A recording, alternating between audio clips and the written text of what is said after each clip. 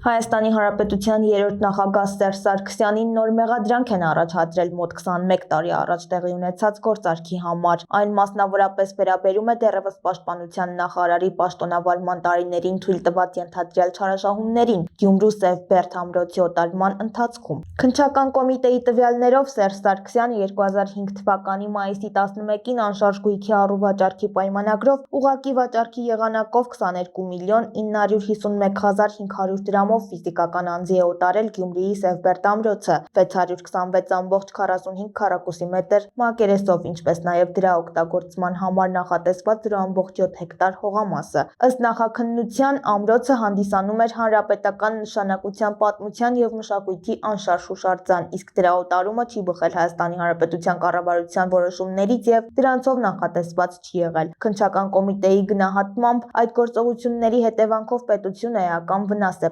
պատճառվել։ Մասնավորապես պետությունը կորցրել է հանրապետական նշանակության պատմամշակութային արժեքի նկատմամբ սեփականության իրավունքը, ինչի հետևանքով Սև-Բերդը չի ընդգրկվել նաև 2007 թվականին կառավարության կողմից հատկացված պետական սեփականություն համարվող և օտարման ոչ ենթակա պատմության և մշակույթի անշարժ հուշարձանների ցանկում։ Նախաքննության ընթացքում հսկող դատախազը Սերժ Սարգսյանի նկատմամբ հարուցել է հանրային քրեական հետապնդում Հայաստանի Հանրապետության քրեական օրենսգրքի 441-րդ հոդվածի 2-րդ մասի 5-րդ կետով։ Խոսքը վերաբերում է պաշտոնատար անձի կողմից լիազորությունների չարաշահման կամ դրանք անցնելու դեպքերին, որոնք անզգուշությամբ առաջացրել են ծանր հետևանքներ։ Քրեական վարույթը մեղադրական եզրակացությամբ ուղարկվել է հսկող դատախազին։